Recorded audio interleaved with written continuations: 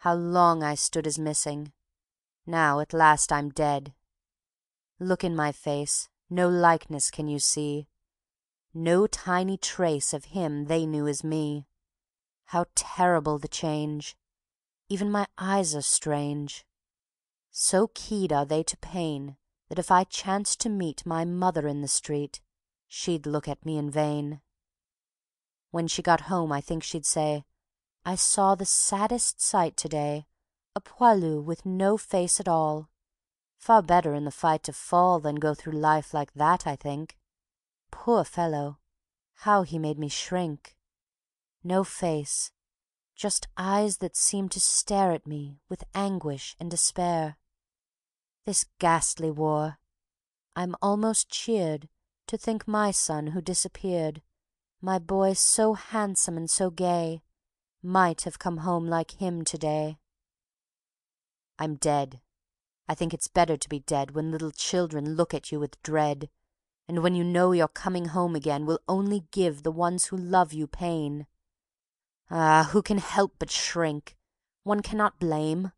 They see the hideous husk, not the flame of sacrifice and love that burns within, while souls of satyrs riddled through with sin have bodies fair and excellent to see. Mon Dieu, how different we all would be if this our flesh was ordained to express our spirit's beauty or its ugliness.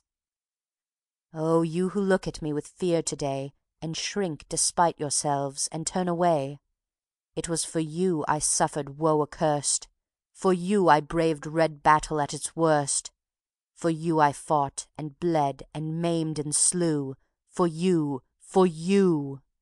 For you I faced hell fury and despair, the reeking horror of it all I knew. I flung myself into the furnace there, I faced the flame that scorched me with its glare. I drank unto the dregs the devil's brew. Look at me now, for you and you and you. I'm thinking of the time we said good-bye. We took our dinner in Duval's that night. Just little Jacqueline, Lucette and I. We tried our very utmost to be bright. We laughed, and yet our eyes, they weren't gay. I sought all kinds of cheering things to say. "Don't grieve," I told them, "soon the time will pass. My next permission will come quickly round. We'll all meet at the Gare du Montparnasse.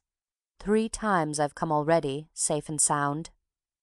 But oh, I thought, it's harder every time, after a home that seems like paradise, to go back to the vermin and the slime, the weariness, the want, the sacrifice. Pray God, I said, the war may soon be done, but no, oh never, never till we've won. Then to the station quietly we walked.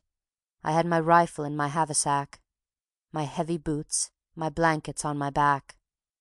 And though it hurt us, cheerfully we talked. We chatted bravely at the platform gate. I watched the clock. My train must go at 8. 1 minute to the hour. We kissed good-bye.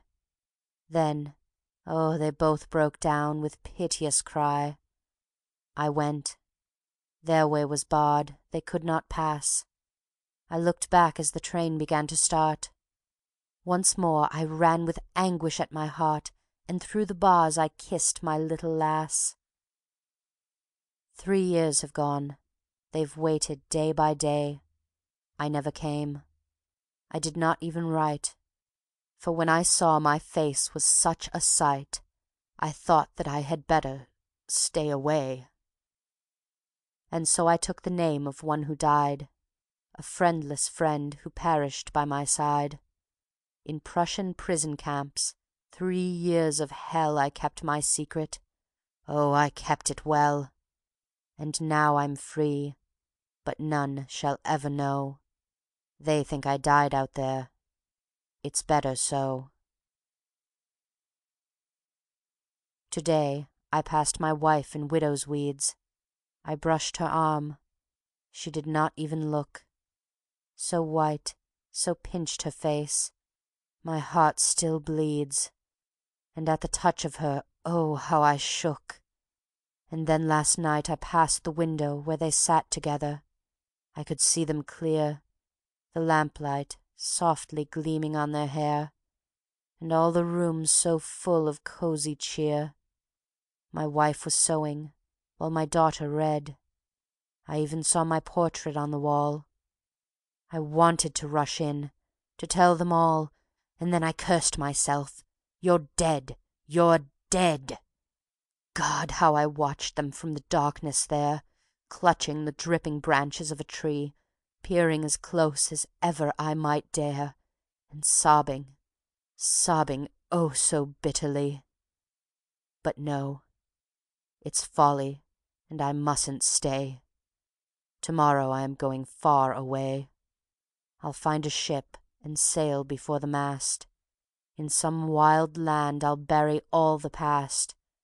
I'll live on lonely shores, and there forget, or tell myself that there has never been the gay and tender courage of Lucette, the little loving arms of Jacqueline. A man, lonely upon a lonely isle.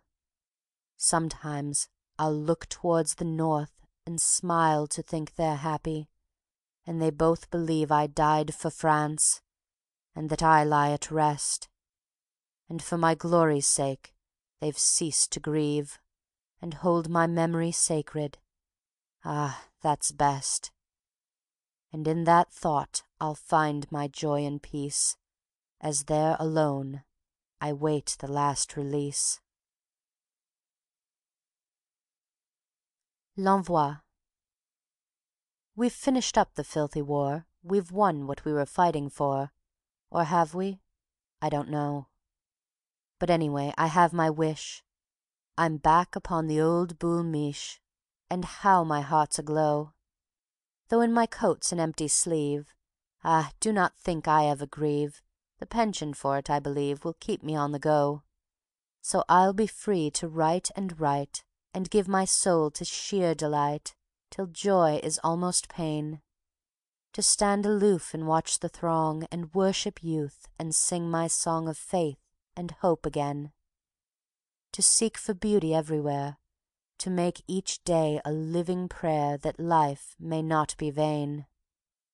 To sing of things that comfort me, the joy in mother eyes, the glee of little ones at play, the blessed gentleness of trees, of old men dreaming at their ease soft afternoons away, of violets and swallows' wings, of wondrous ordinary things in words of every day. To rhyme of rich and rainy nights, when like a legion leap the lights and take the town with gold, of taverns quaint where poets dream, of cafes gaudily agleam, and vice that's overbold, of crystal shimmer, silver sheen, of soft and soothing nicotine, of wine that's rich and old, of gutters, chimney tops and stars, of apple carts and motor cars, the sordid and sublime, of wealth and misery that meet in every great and little street, of glory and of grime, of all the living tide that flows from princes down to puppet shows, I'll make my humble rhyme. So if you like the sort of thing of which I also like to sing, just give my stuff a look. And if you don't, no harm is done. In writing it I've had my fun. So luck to you and everyone. And so, here ends my book. End of Book 4, Winter, Part 5. And end of Ballads of a Bohemian by Robert W. Service.